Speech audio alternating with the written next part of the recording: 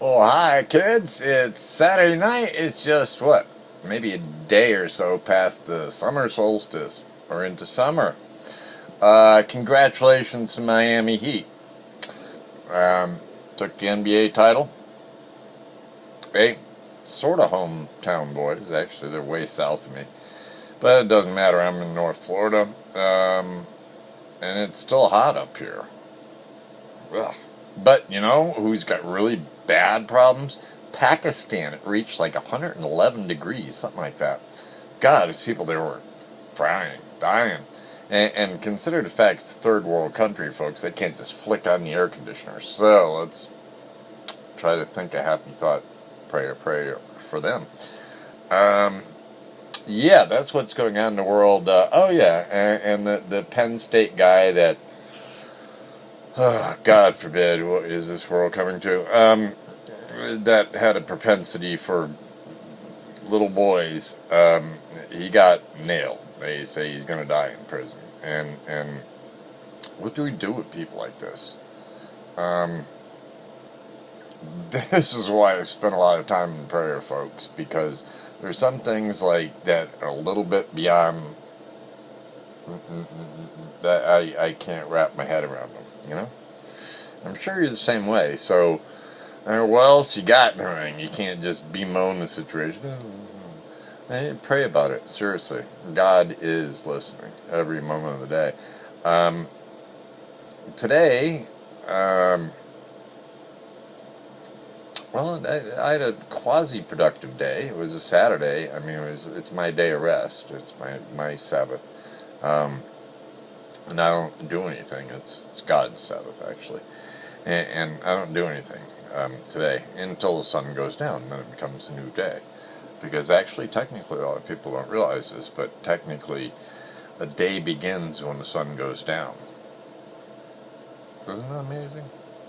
We have it backwards, but there again, we think Monday is the beginning of the week. Monday, Tuesday, Wednesday, Thursday, Friday, Saturday, Sunday. And it's the last day of the week. Sunday is the day of rest. Look at a freaking calendar, folks. It's very obvious what the Sabbath was. Sabbath was the seventh day. It was Saturday for Jesus. It was Saturday for the Jews. Jesus was a Jew. And I don't know how more plain it can be that oh, you mustn't do anything on Sunday. Myself, Sunday is just a normal day to me. I mean, Saturday night, sun goes down. I just finished making myself up a big pot of peppers and garlic and onions, and chicken and herbs. But anyway, that's a whole nother story. Trying to deal with the anemia thing. I took my daughter's advice. Actually, I almost said my doctor. My daughter's advice, and she said, "Dad, you need to eat a rare steak."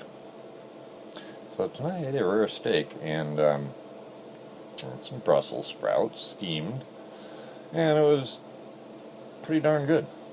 Fed my dog something special too, and bought her special dog food.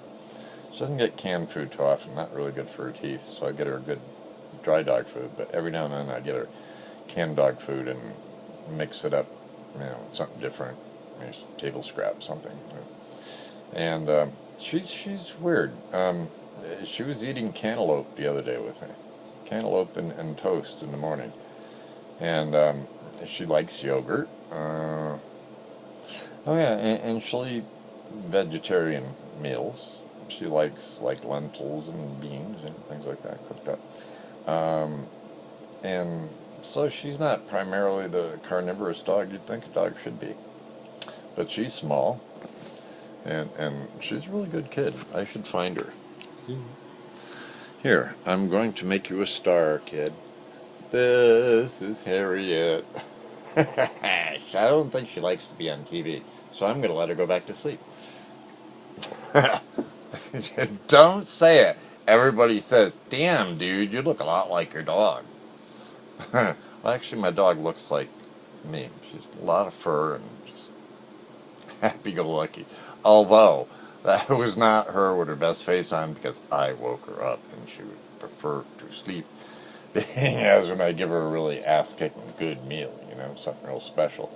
It's usually as well as being rocking for little taste buds, doggy taste buds. As well as that, I give her a good quantity. So she basically chows down, loves the hell out of it, and must sleep. Let's face it, you guys know what that's like. I won't even go there. But my dog, despite the fact she's a girl and she has good meals, she's down for the sleep. And so hence I try not to bother her. With the exception of that one time, I did bother her, and I wanted to see she really is a cute dog. She's a great dog. And, but wasn't real happy about being disturbed. One of these days, I'm going to catch her on her schedule, and we'll do a show together. Although she's not she's extremely photogenic, but she's not at all into the scene, She doesn't want to be a star. Neither do I. This is just a good place and everything to let my brain run loose. And where else can you do that, I mean, I can let my brain run loose for the whole world to see. Isn't that scary?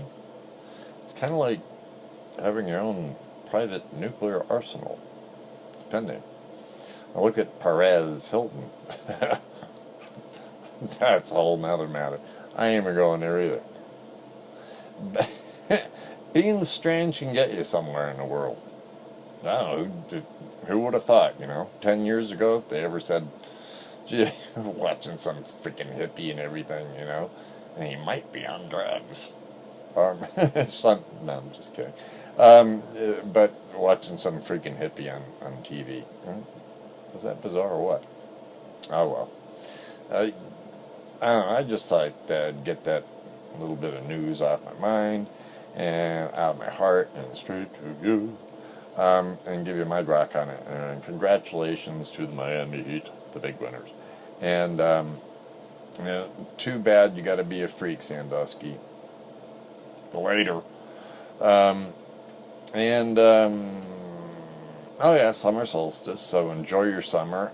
It's particularly kind of cool living down in Florida because we get the first of the, like, peppers, harvest of peppers and eggplants and all kinds of cool-ass produce, so we can just, you guys got to wait a few weeks till it really starts getting going up, say New England, and you get your local produce, which rocks, by the way. I'm from New England.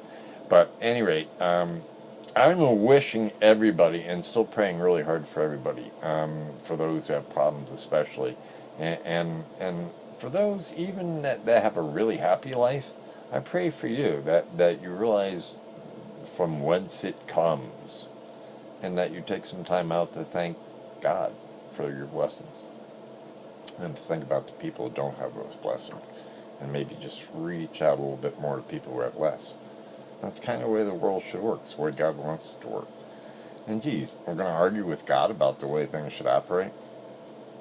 Trust me, after a number of years in doing that and getting my butt kicked for it, I figured out it's better to do things, God's way first, and we just kind of follow along, and God will really take good care of us. Not to harp on the God thing, but you people that don't believe in everything, geez, write me a nasty letter. I don't know. It's really funny. The atheists will all get together to organize and everything about, damn, there's no God. We want to get together and organize and get you stupid religious people to realize that. Geez, is it?